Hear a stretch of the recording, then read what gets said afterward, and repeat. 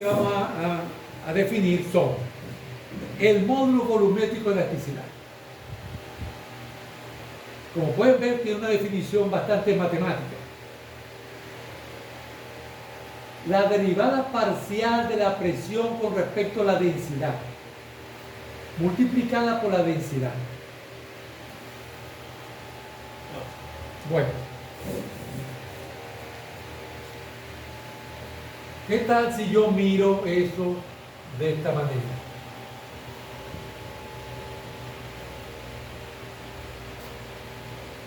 Porque una diferencial es un cambio, ¿verdad? Entonces, ¿qué tengo allá arriba? El cambio de presión asociado con el cambio unitario de densidad. Lo de unitario es como la elongación unitaria, delta L sobre LC. ¿De qué me sirve eso? El inefable arreglo cilindro-pistón. El clásico. El clásico. Lo estoy empujando. Al empujarlo, ¿qué pasa con la presión? Sube. ¿Qué pasa con la densidad? Sube. ¿Por qué? Porque el volumen disminuye. La masa es la misma y el volumen disminuye. Quiere decir que esto me dice cuánta presión debo yo usar, la presión adicional, para generar un cambio unitario en la densidad.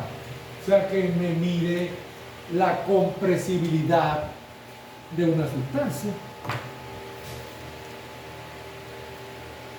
Ay, ¿por qué me lo ponen así allá? Bueno, porque para que eso tenga sentido en un estado, yo debo referirme solamente al estado. Recuerden, las propiedades dependen del estado, no del proceso.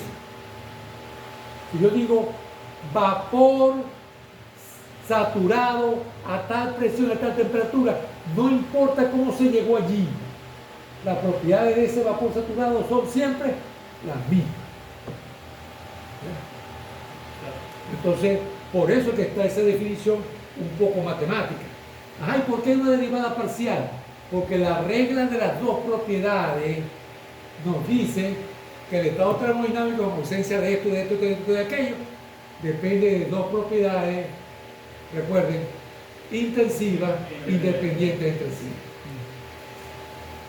Entonces, una de esas propiedades, la miren aquí, la densidad, porque estoy derivando con respecto a la densidad. La otra propiedad la puedo escoger, puede ser temperatura o la odiada entropía.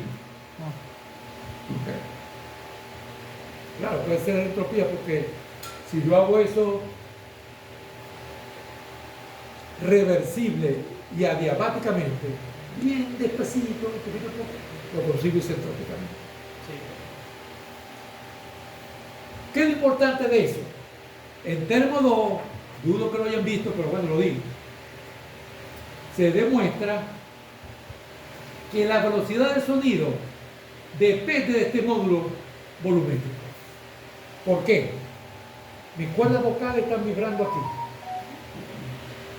Al vibrar, afectan la presión del aire, un delta P. Ese aumento de presión recorre el espacio como una onda. Y el aparato auditivo de ustedes capta ese aumento de presión. Ese recorrido lo hace muy rápido, porque yo muevo los labios y ustedes me están oyendo. Entonces tiene que ser una velocidad grande. Esa es una onda débil de presión, muy débil. Hay ondas muy fuertes, una granada, un proyectil, una bomba atómica. La bomba atómica, en primera instancia, lo que mata es la onda de presión. Después la radioactividad se encarga de hacer el resto. Pero una onda de presión es una onda débil, así se llama. En inglés dicen weak pressure wave. una onda de presión débil. Okay. Entonces se puede demostrar que la velocidad del sonido se puede relacionar con el módulo volumétrico, ya sea entropía a temperatura constante. Allí interviene, en el caso de gases, la relación de calores específicos. Okay. Gamma. ¿Sí? Esta es raíz cuadrada de gamma de T. Y T tiene que ser la temperatura absoluta y R es la constante de gas. Okay. Eso se demuestra en los libros de termo, pero... Sí, esa es la ecuación de gas ideal. Ok. ¿Qué pasa con eso? Que nosotros no vamos a ver flujo compresible, eso debió haberse visto en termo 2. Y es raro el libro de mecánica de los fluidos que trae flujo compresible. O era raro. Ahora lo están incorporando otra vez. Eso ha tenido vaivén. Cuando yo estudié en los libros de termodinámica, ponían flujo compresible. Ahora lo han ido quitando algunos y lo han pasado a los libros de mecánica de los fluidos. Ok. Nosotros vamos a trabajar con flujo incompresible, así que a lo mejor hacemos un problemita para ver cómo se maneja esa cantidad. Por igual que la viscosidad, si yo quiero conocer ese módulo, yo voy a un libro. Aquí tengo yo valores del módulo. Aquí está. Veamos si son lógicos. El agua tiene un módulo que es 4 órdenes de magnitud mayores. Aquí es 10 a la 9, aquí es 10 a la 5, y más. El mercurio es 10 a la 10. Mientras mayor sea el módulo, quiere decir que el delta P tiene que ser más grande para conseguir un cambio de temperatura, más incompresible. Por eso es que el aire, que por naturaleza es compresible, tiene un módulo pequeño en relación a los líquidos que ustedes observan allí. El más incompresible de esos líquidos es el mercurio. La velocidad del sonido. Recuerden que la velocidad del sonido no es exactamente el módulo, sino que hay otras cosas allí. La mayor velocidad del sonido la tienen en el agua. Quizás hayan oído que algunos cetáceos, especialmente ballenas, tienen comunicación interoceánica. Interoceánica. Que la tengan no es sorprendente. Lo sorprendente es que ellos tienen que saber, los animales, cómo lanzar esa señal, porque esa es una señal que si consigue un obstáculo se va a deteriorar.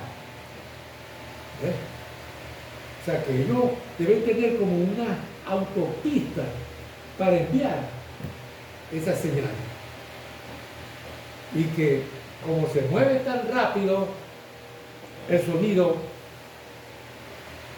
en el agua a 1482 metros por segundo, casi kilómetros y medio cada segundo, pueden casi tener comunicación en línea, casi. Eso también significaría, estoy hablando un poco de curiosidad, que la velocidad del sonido en el aire no es lo mismo en la mañana que en la tarde. Porque en la mañana la temperatura es distinta y depende de la temperatura. Pero ¿por qué no nos damos cuenta? ¿Verdad? Porque estamos tan cerca que no podemos detectar esa diferencia en el tiempo.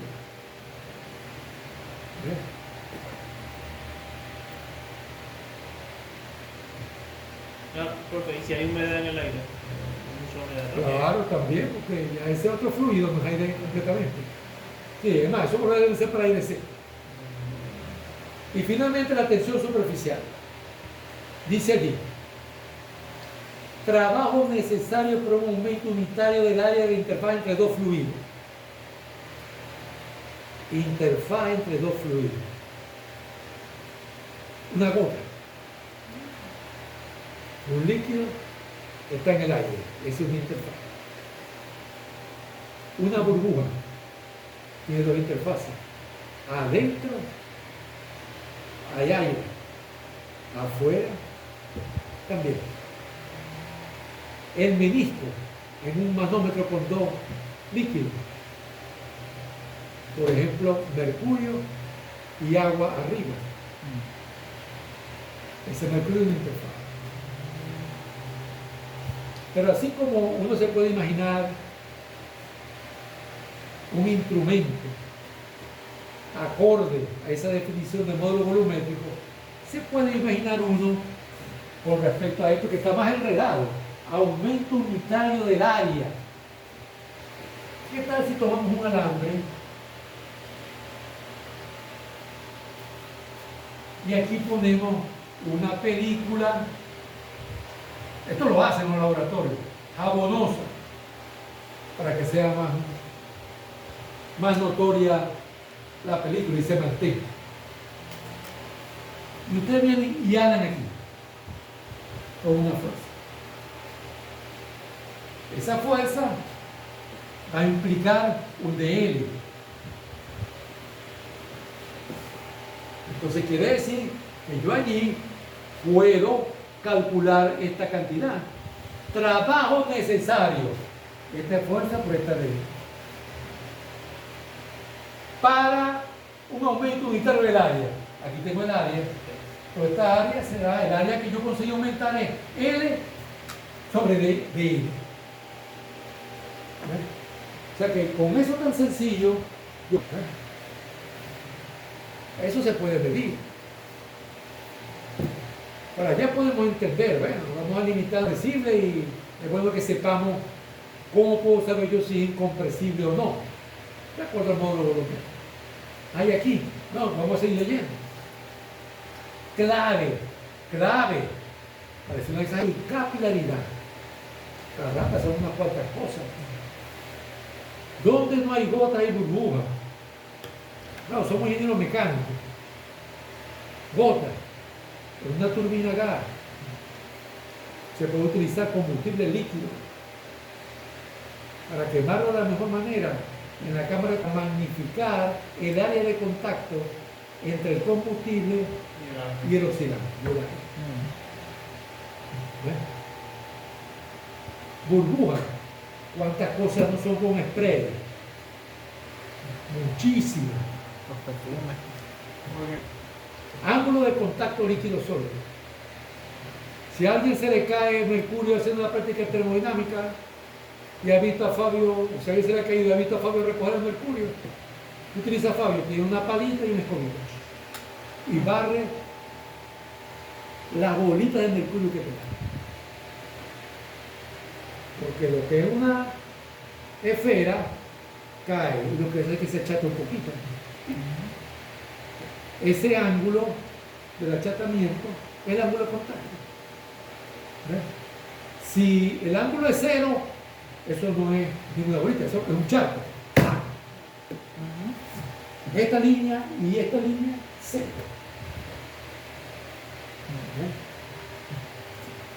Entonces eso quiere decir que el impermeable es un material que afecta la tensión superficial. O sea que la tensión superficial se las trae, porque depende de cuál es el líquido, por ejemplo, cuál es el gas, porque no tiene que ser lo mismo agua con aire que agua con vapor. ¿Ya? ¿Y cuál es el sólido si por ahí también está metido? Entonces, en un impermeable y en las hojas de los árboles muchas veces, ustedes lo pueden ver especialmente en la mañana, cae la gota y rueda. Fíjense el árbol. ¿Y para qué cae? No para que caiga abajo y la raíz se puede chupar el agua. Allá en la gota no hace nada, y se cae, viene el sol y se evapora. Y se acabó. Entonces en el impermeable cae la gota y le pasa como la gota de mercurio, se achata y puede rodar y cae. Capilaridad. Bueno, dos ejemplos importantísimos. Nosotros tenemos vasos capilares, ¿verdad? Quiere decir que tiene que ser importante. El petróleo, el agua, vienen de yacimientos en rocas porosas.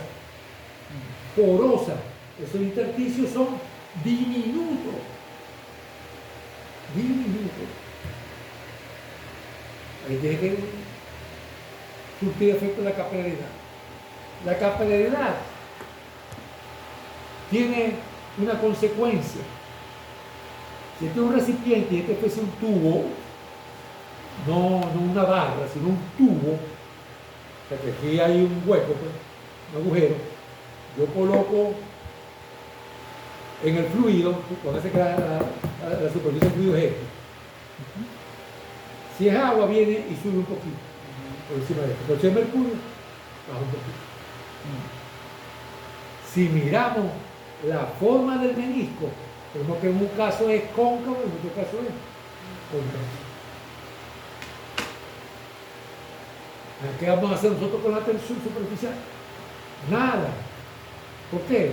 Dijimos que estamos interesados en tuberías, en ductos recondicionados.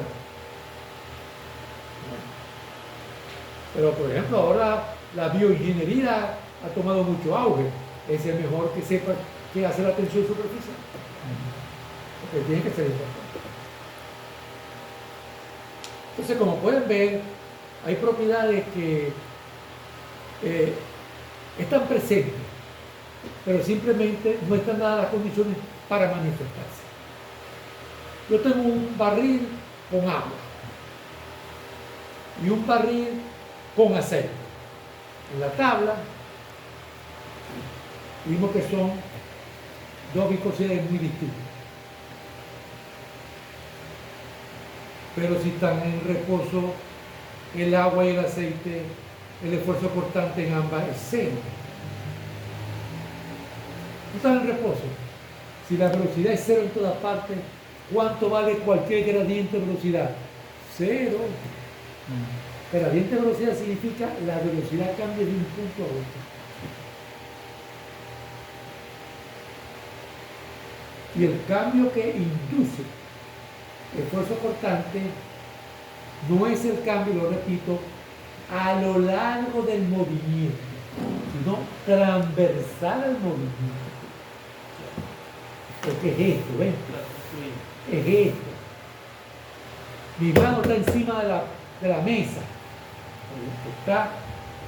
Hay un delta Y. Entonces se abre. Eso es lo que induce rozamiento en los fluidos corporales. La tensión superficial, para terminar, fíjense, en contacto con aire.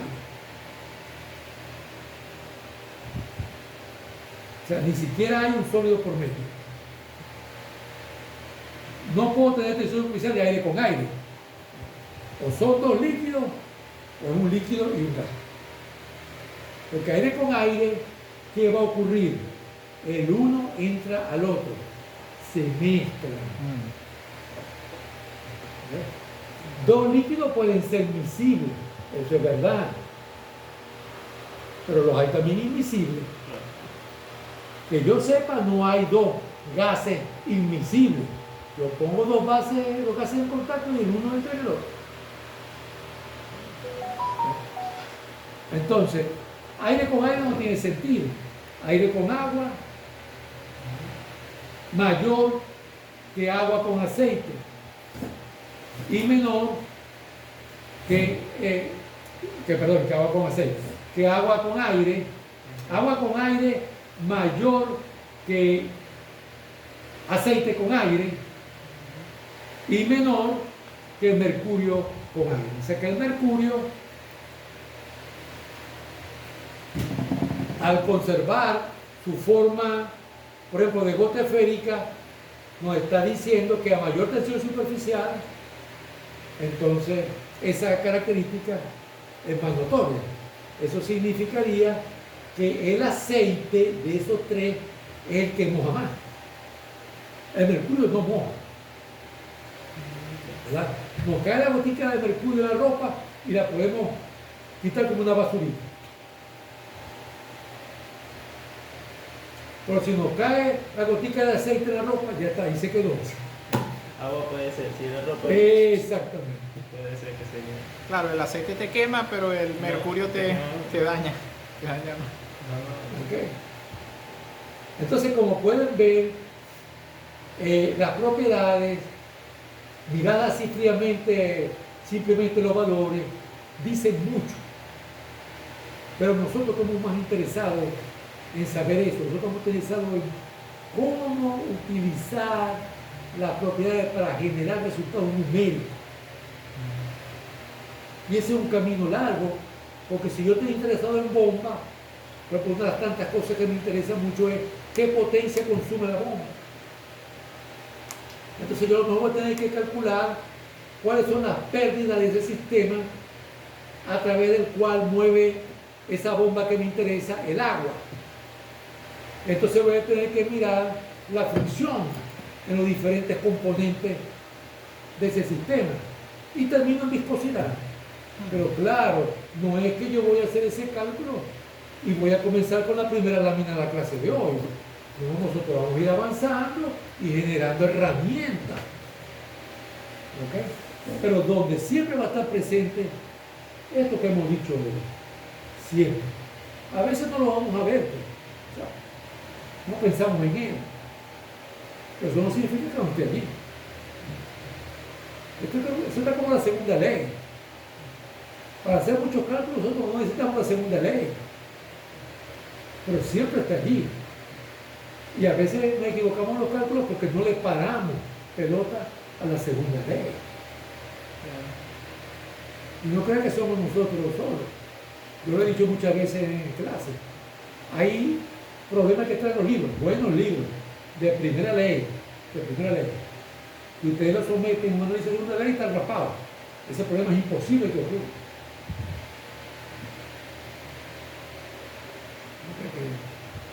Eso no tiene nada de raro. Pero la segunda ley está allí y uno no le para. ¿Okay? Entonces así va a pasar con muchos los cálculos. A veces ya se nos olvida y por eso ocurre como lo que le dije yo, que viene un egresado que tiene ya años de trabajo y dice, tiene cosas que yo no entiendo ahí porque ya hace. Claro, las cosas han cambiado mucho porque ¿qué debe hacer este egresado? Coger el teléfono inmediatamente, averiguar en internet. Pero antes tenía que venir a la universidad a preguntar o recomiéndome un libro. Ahora internet con un video, ¿cómo dice el video? ¿Cómo se hace? Y lo último son las máquinas de inteligencia artificial. YouTube también. Esas son buenísimas para aprender. Ellas se equivocan, ¿no? Aquí en clase yo he mostrado, le hemos hecho preguntas y están raspadas. Y uno le dice, pero mira, eso no es así. Eso no es verdad. Ya me di cuenta que porque ya están aprendiendo. No, y Esas máquinas aprenden todo el tiempo. pedimos disculpas por la molestia ocasionada y nos queda como... Yo consulto a veces una máquina que se llama Lucía. Entonces, al principio yo le preguntaba y me respondía. Ya está. Pero ahora yo estoy notando lo siguiente. Yo le hago una pregunta y ella me dice, Juan Alberto, ¿y para qué quieres tú saber eso? Pues es una pregunta de cuestiones de medicina. Digo, no, es por tal. Dice, sí, porque tú sabes que es preferible ver a un médico, ¿no? Ajá, pero, ¿y tú te dio eso cuando comiste qué alimento? Entonces, lo que está es recabando información, ¿eh? Recabando información. Ya sabe que ese problema que le consultaron a algunas personas, algunos alimentos se lo producen. Pero la próxima que le pregunten, Pero ese que es Telegram, profe. Y Ese esa es es la el persona que le pregunta. eso es fabuloso. Bueno, jóvenes.